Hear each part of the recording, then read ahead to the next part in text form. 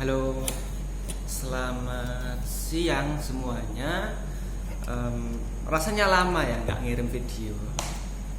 Oke, sekarang kita lanjutkan materi tentang IPS, kehidupan masyarakat Indonesia pada zaman Islam. Ya, seperti halnya agama Hindu Buddha masuk ke Indonesia, intinya adalah saat Islam masuk ke Indonesia itu juga lewat jalur perdagangan. Seperti itu sih intinya. Cuman perkembangannya gimana kayak kita bahas sekarang. Oke, sejarah masuknya Islam ke Indonesia ada dua sumber utama, ya pasti sumber ekstern sama intern.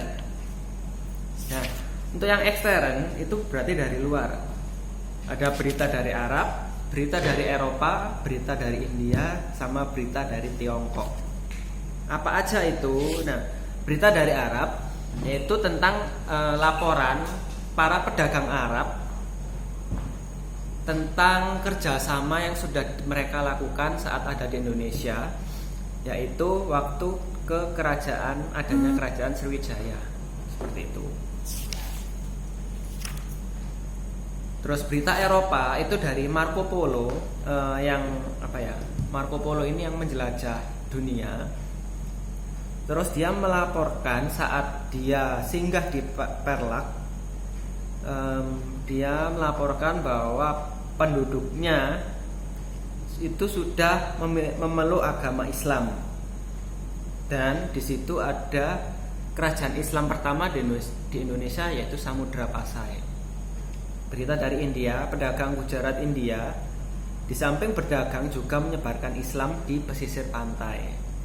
Berita dari Tiongkok pada tahun 1400 telah ada pedagang-pedagang Islam yang tinggal di pantai utara Jawa. Nah, diawali dari masa perkembangan Sriwijaya, pedagang-pedagang Arab itu sudah datang ke Indonesia. Selain berdagang, sama dengan Hindu, mereka juga menyebarkan agama. Kenapa kok bisa menyebarkan agama? Kita bahas nanti. Oke, sumber selanjutnya adalah sumber intern. Bukti adanya Islam di Indonesia yaitu batu nisan Siti Fatimah binti Maimun yang bertuliskan Arab di daerah Gresik. Sultan Malik Al-Asaleh 1297 di Sumatera dan Syekh Maulana Malik Ibrahim di Gresik. Jadi ini di Jawa dan Sumatera ya, khususnya untuk Islam ini masuknya. Terus yang kedua adalah proses Islamisasi. Proses Islamisasi yaitu sekitar pada abad ke-7 itu Islam sudah masuk lewat pedagang-pedagang Arab. Nah, perkembangannya terlihat itu waktu abad ke-15 saat kerajaan Mojopahit itu runtuh, Islam berkembang.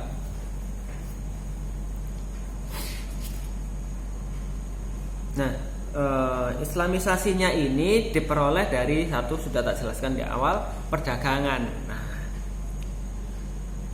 lewat jalur perdagangan, para pedagang tadi itu selain berdagang ya menyebarkan agama Islam.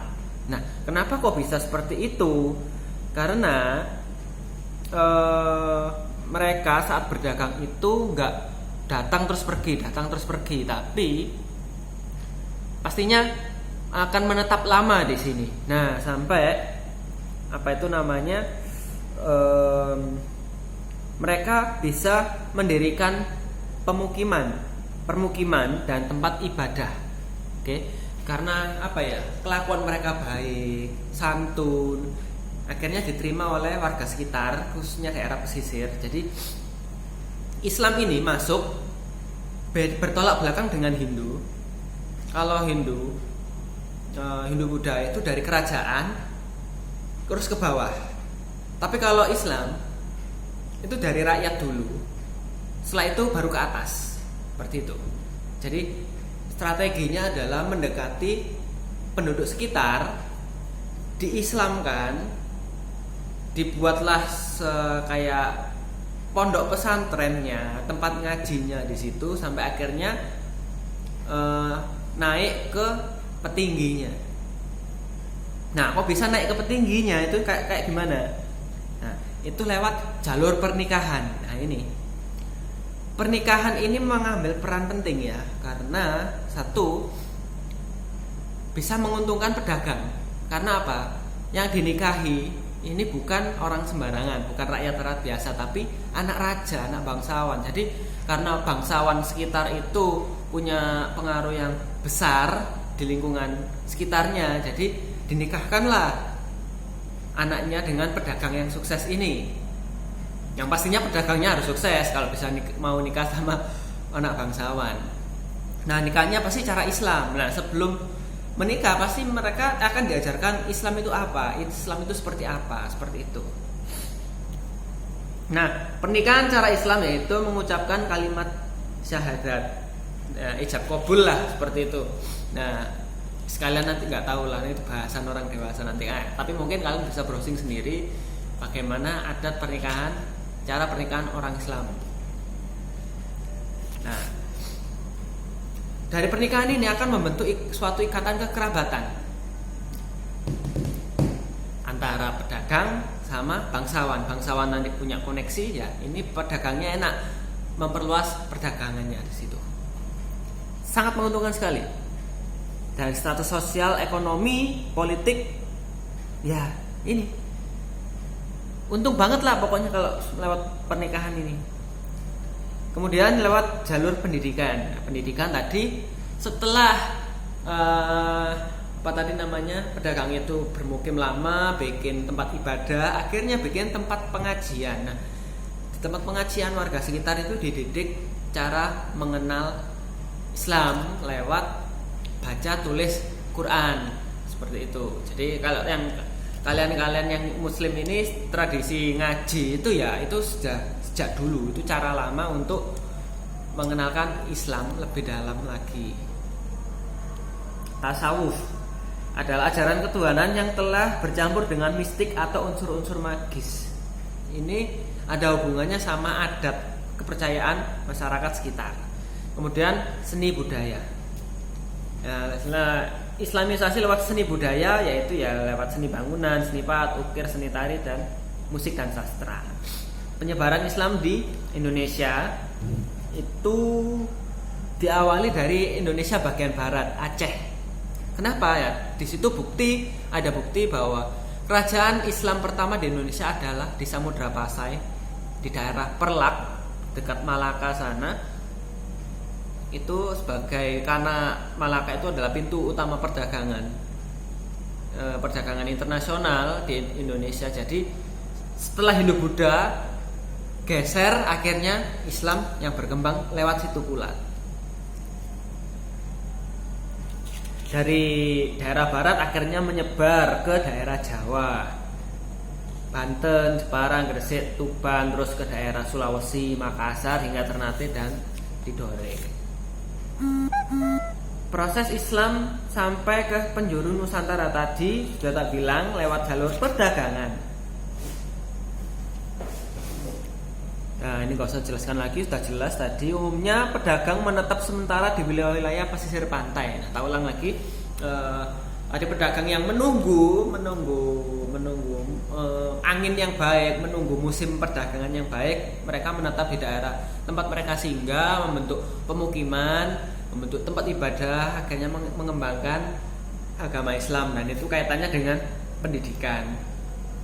Serupa dengan yang kemarin agama Hindu. Jadi nanti penduduk sekitar yang sudah diajarkan agama Islam itu bisa juga ikut para pedagang ini kembali ke negaranya, khususnya di Arab, belajar Islam juga, balik lagi akhirnya menyebarkan Islam lebih dalam lagi. Jadi akhirnya dari sektor pendidikan ini melahirkan ustadz-ustadz, kiai-kiai yang mumpuni di bidangnya. Pernikahan tadi sudah tak bilang, ini jalur yang paling gampang. Pedagang yang menetap tadi karena sudah berinteraksi dengan masyarakat sekitar lebih intens untuk menjalin kekerabatannya diadakanlah pernikahan dari yang skala kecil sampai skala besar. Nah, skala besarnya ini kaitannya sama bangsawan. Tapi kalau yang skala kecil ya dengan penduduk sekitar. Kesenian terutama melalui pertunjukan wayang kulit. Ini bisa menjadi sarana vital dalam penyebaran agama Islam. Contohnya itu dibawakan oleh Sunan Kalijaga, salah seorang wali songo yang juga piawai memainkan kesenian wayang kulit. Nah, Sunan Kalijaga ini memainkan wayang kulit itu memasukkan unsur-unsur Islam di situ. Cerita-cerita falsafah Islam, filosofi Islam, nilai-nilai Islam dimasukkan ke dalam wayang itu tadi. Pengaruh Islam terhadap masyarakat di Indonesia, bidang politik yaitu tadi waktu zaman kerajaan Hindu-Buddha kan sudah ada sistem kerajaan ada sistem kesultanan. Nah, konsep kesultanan menjadi pakem yang bisa yang biasa dijalankan dalam roda pemerintahan sebuah kerajaan Islam. Nilai-nilai keislaman menjadi dasar pelaksanaan pemerintahan sehari-hari kesultanan. Jadi yang tadi bangsawan tadi yang sudah menikahkan anak putrinya ke pedagang Islam, akhirnya dalam pemerintahannya sistem ajaran Islam itu dipakai dalam sistem politiknya, sistem pemerintahannya. Bidang sosial. Waktu zaman Hindu-Buddha itu ada namanya kasta. Ada 4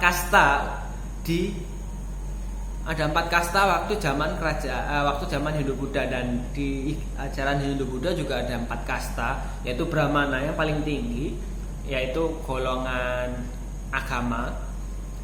ahli agama, Ksatria itu yang golongan ksatria bangsawan, Waisya pedagang, dan Sudra untuk golongan orang biasa. Tapi di saat Islam masuk, sistem kasta itu dihapuskan sehingga membuat masyarakat itu kedudukannya setara, dan inilah yang akhirnya membuat orang-orang sekitar mau menerima Islam. Karena apa? Tidak ada pembedaan kelas sosial, tidak ada membedakan masyarakatnya. Jadi semua setara.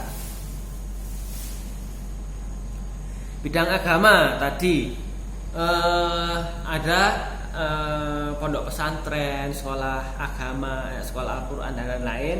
Tapi beda dengan Hindu-Buddha, itu ada sedikit pemaksaan. Karena apa? Itu masuknya Hindu-Buddha itu dari atas ke bawah. Jadi raja memerintahkan untuk satu kesatuan agama yang dipercayai Hindu-Buddha. Tapi di Islam karena itu menyentuhnya dari bawah, di bawah itu ada macam-macam aliran kepercayaan, dan itu tidak dihilangkan, melainkan diasimilasi, disambung. Jadi misalkan kepercayaan ini itu nilai Islamnya dimasukkan di situ, sehingga orang tetap bisa mengenal Islam sekalipun menjalankan tradisi-tradisi lamanya. Jadi bisa dibilang ini ada harmoni aliran kepercayaan. Nah, bidang kebudayaan Islam tidak menghilangkan kebudayaan lokal, tapi melengkapi dengan nilai-nilai Islam di budayanya itu. Disesuaikan dengan Islam, diarahkan untuk sesuai dengan Islam. Nah, salah satu contohnya keseniannya itu seni bangunan. Seni bangunan ini dari bangunan masjid itu memiliki kemiripan dengan bangunan bercorak Hindu-Buddha. Contohnya di atapnya. Atapnya itu yang bentuk bukan yang sekarang. Yang sekarang kelihatan itu bulat itu ikut tradisi Arab. Tapi kalau masjid-masjid lama, masjid Demak khususnya, itu bentuknya limas, segitiga seperti ini, seperti ada di gambar itu. Terus menara. Nah, di tiap masjid itu ada pasti menara. Bentuk menara pun bentuk menara pun itu nanti atapnya bentuk juga atap tumpang, bukan atap yang bulat. Nah, fungsi menara itu menara pada masjid mengumandangkan azan untuk penanda waktu sholat. Tapi zaman dulu sebelum ada menara itu pakai kentongan. Ya, tapi untuk yang kampung sih itu pakai kentongannya, sholat seperti itu. Makam. Nah, makam ini kalau candi itu juga fungsinya adalah sebagai makam.